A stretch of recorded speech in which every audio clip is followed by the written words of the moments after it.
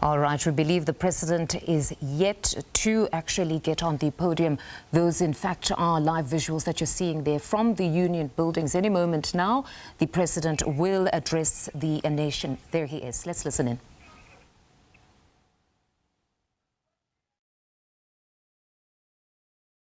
This evening, on a matter that has deeply saddened and distressed many people in our nation. Across the country, there has been a rise in reported cases of foodborne illnesses and deaths. A number of people becoming severely ill and even dying after eating contaminated food. It has been found that some of the food items would have been purchased from spaza shops and street vendors.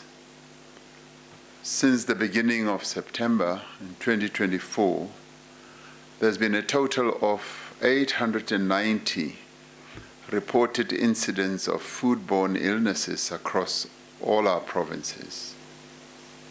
Gauteng and KwaZulu-Natal have been the most affected, with Limpopo, Free State and Mpumalanga also recording dozens of incidents. Over the last few weeks alone, these foodborne illnesses have claimed the lives of at least 22 of our nation's children. Last month, there was a major foodborne incident in Naledi in Soweto, in which 6 children died. The youngest of these children was just 6 years old. Few words can adequately convey our sadness and our pain as a nation. Our thoughts and prayers are with their families as they go through the pain and the anguish of losing their children. Losing a child is something that no parent should ever have to go through and endure. The young children who died were not just the children of their families, they were our nation's children. Our people have every right to be upset and to be angry in the face of such tragedies. At a time like this, we need to unite as a country and work together to end these deaths.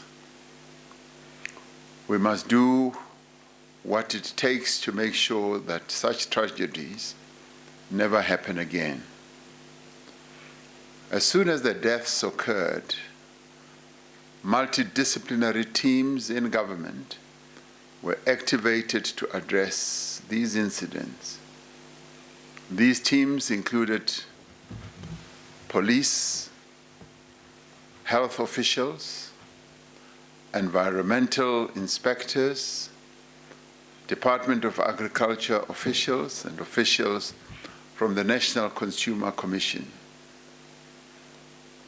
Cabinet has met on 3 occasions to receive reports from these departments on the recent incidents. This is what we now know. The National Institute of Communicable Diseases was requested to conduct scientific tests and established that the deaths of the 6 children in Naledi, Soweto, can be directly attributed to a highly hazardous chemical used as a pesticide known as turbophos.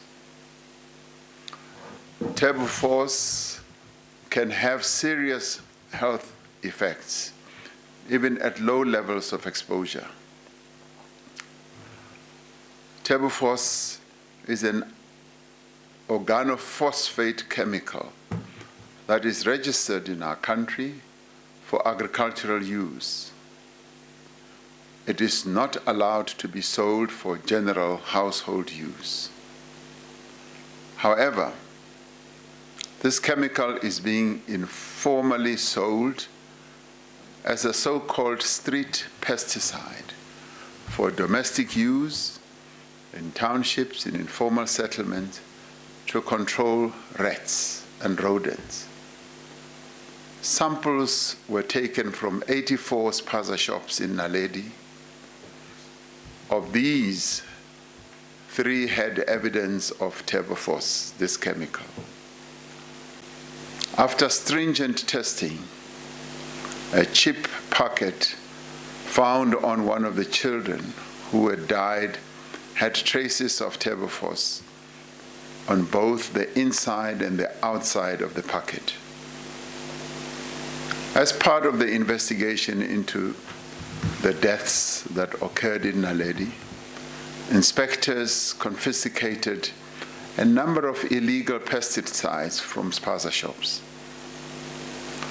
They found instances where food was being stored alongside pesticides and detergents.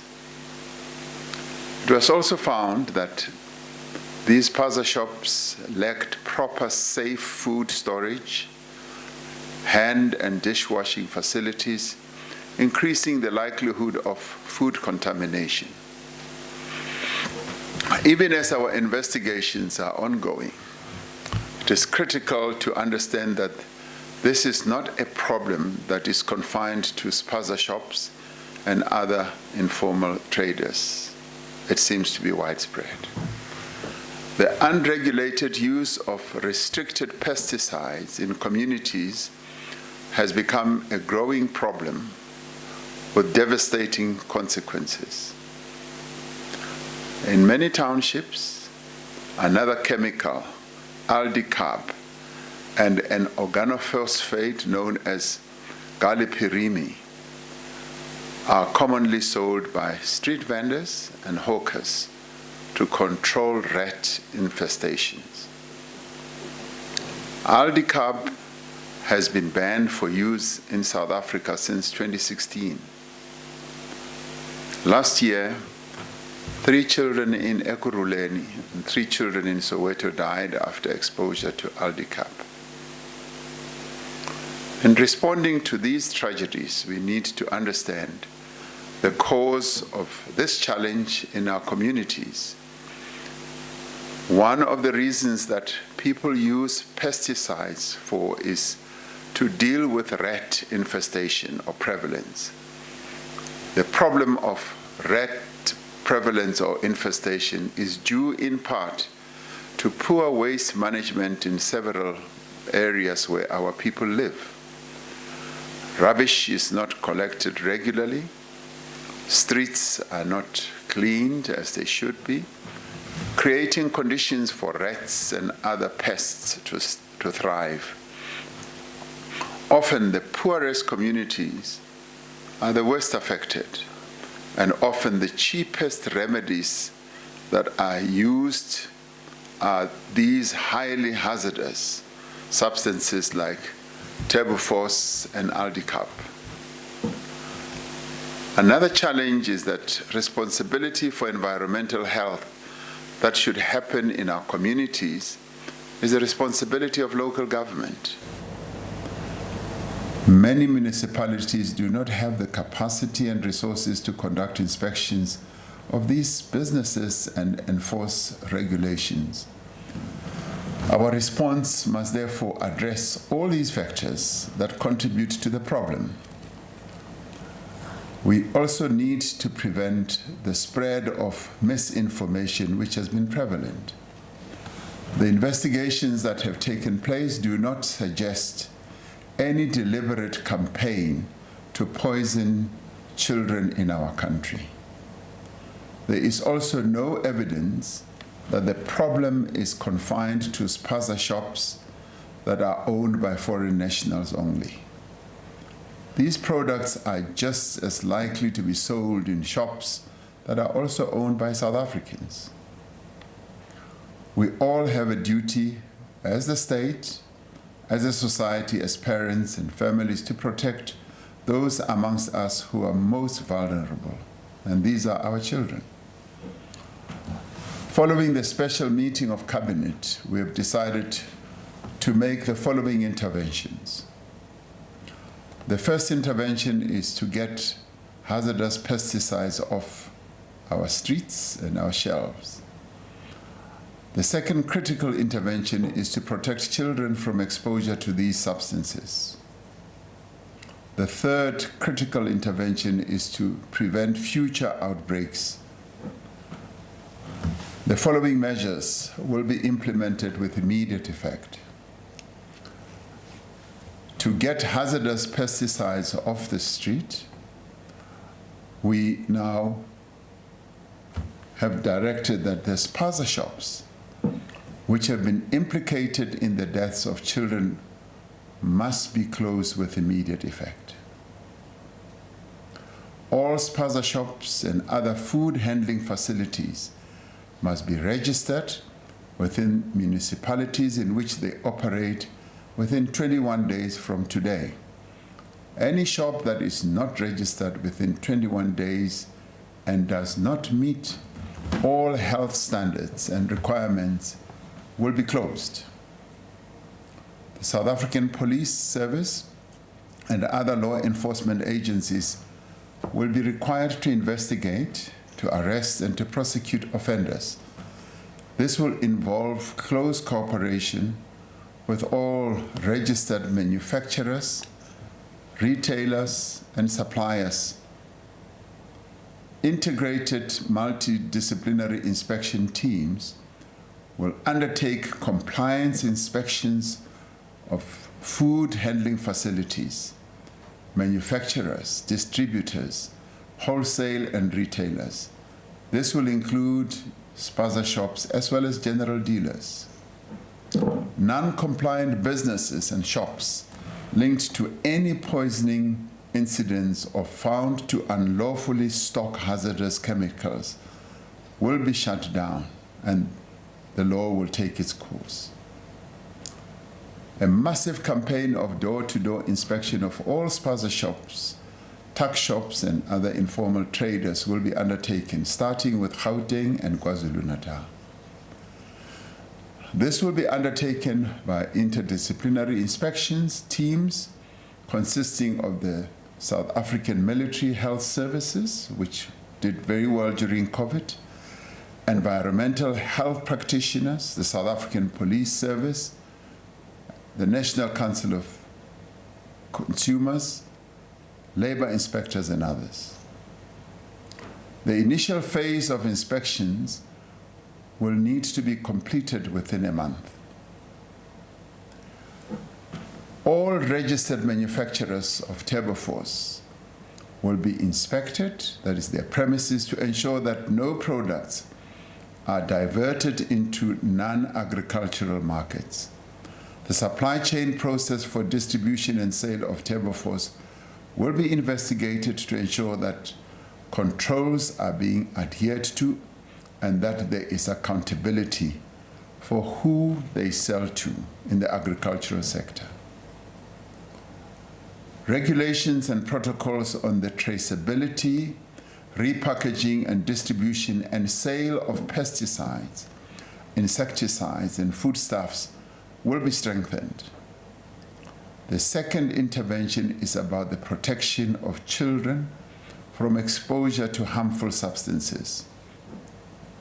The Department of Basic Education will immediately issue a circular to provincial education departments and all schools on best practice protocols for preventing and managing foodborne illnesses within schools.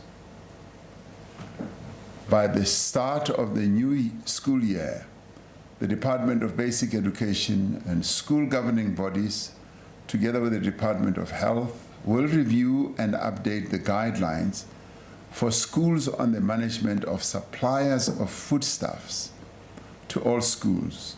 This will include tuck shops operated at these schools and indeed everyone who sells food just outside the school premises. A public education campaign will be launched aimed at children, parents, caregivers, and the broader community on the food safety issues and the identification, the handling and storage of dangerous chemicals. This campaign will also include the Government Communication Information Service. It will include government departments and agencies. We will also get industry organizations and civil society formations to also participate in this. And this will be complemented by a public education campaign aimed at communities, owners of shops, informal traders, and other retailers on health, safety, and hygiene regulations, and the identification of hazardous products and regulations that apply to hazardous products and the legal consequences if these are not adhered to. Ministers of Basic Education and Health and other government departments will classify certain pesticides and insecticides not suitable for home use or dangerous objects that may not be brought or used on school premises. This will be undertaken in terms of the regulations and safety measures for public schools. The third intervention will be aimed at preventing future outbreaks. I have directed that the joint operational and intelligence structures be established at national and provincial level to deal with this crisis. In dealing with this crisis, our local municipalities will be required to take urgent action to address the problem of rat infestations by cleaning cities and towns and removing waste. All municipal landfills sites will be required to comply with the National Environmental Management Waste Act, and failure to comply will result in strict sanctions that include directives, compliance notices, and yes, enforcement measures. Now, a ministerial health advisory committee is being set up to develop medium and long-term prevention measures. This committee will consist of experts such as toxicologists, pediatricians, chemical pathologists, epidemiologists, forensic pathologists, and others. All deaths of patients who are 12 years and below will now be made notifiable in terms of the notifiable medical condition surveillance system. An electronic medical certification of death will be established to allow the National Department of Health to access cause of death information immediately after a death is certified.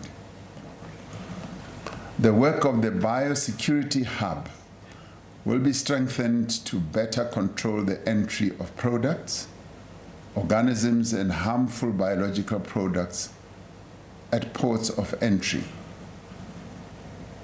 The Department of Agriculture is in the process of reviewing and updating all relevant legislation with respect to the regulation and authorization of agricultural pesticides for use in our country. A joint fund of 500 million rand will be established by the Department of Trade, Industry and Competition and Small Business Development to support township and rural businesses, including community convenience stores. The funding will be for the refurbishment of businesses and non-financial support in terms of technical skills, regulatory compliance, and capacity building.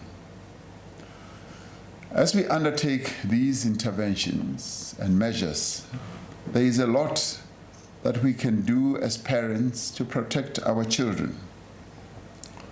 As consumers and parents, if we buy food or send our children to buy food, it must only be from places that are licensed to sell foodstuffs and that observe food safety regulations.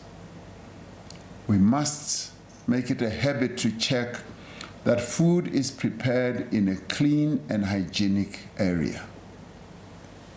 We must make sure that foodstuffs being sold have a clear branding and labels. The names of the manufacturers must be clearly depicted, and that they do not have expiry dates that have long passed.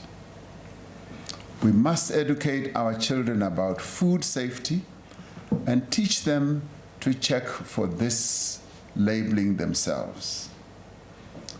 Anyone who sees fake foodstuffs and expired foodstuffs being sold in our communities should report them to the National Consumer Commission. The number for the National Consumer Commission is 012-065-1940. 012-065-1940. We have to take greater care with the storage and the utilization of pesticides and dangerous chemicals, as not doing so has dire consequences.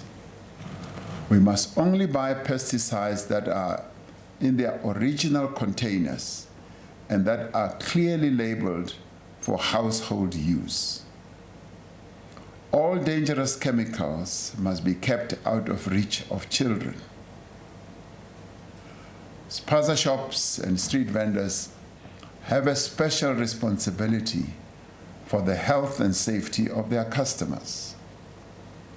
They need to operate responsibly and in terms of our laws. They need to observe certain basic practices about food safety. For example, they must not use the same containers or implements for chemical substances and food. Only pesticides and chemicals registered for household use may be sold. They must be clearly labeled and in their original packaging.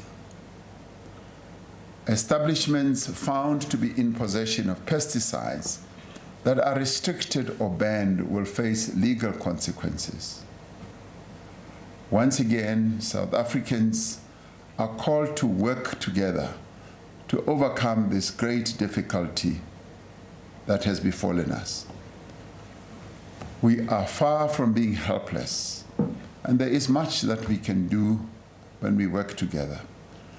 Each one of us needs to be better informed about the risk of pesticides and other dangerous products. And we need to be informed about the safety of the food that we consume. Each of us needs to take responsibility for the safety and well-being of those around us, particularly the children of our nation. And I do believe that by working together, by enforcing the law, by being alert and responsible, we'll be able to bring an end to these tragedies. Once again, we extend our condolences to the families of the children who have passed away, and hope that the Almighty God will give them strength to go through this very difficult period that they are going through. Morena boloka setjhaba sa heso, Modimo wa patutshedze Afrika Tshipembe, Morena o boloke setjhaba sa heso. Nkosi sikelele Africa, God seën South Africa, and God bless South Africa and all of us. I thank you. All right, and that concludes the President's address there from the Union Buildings.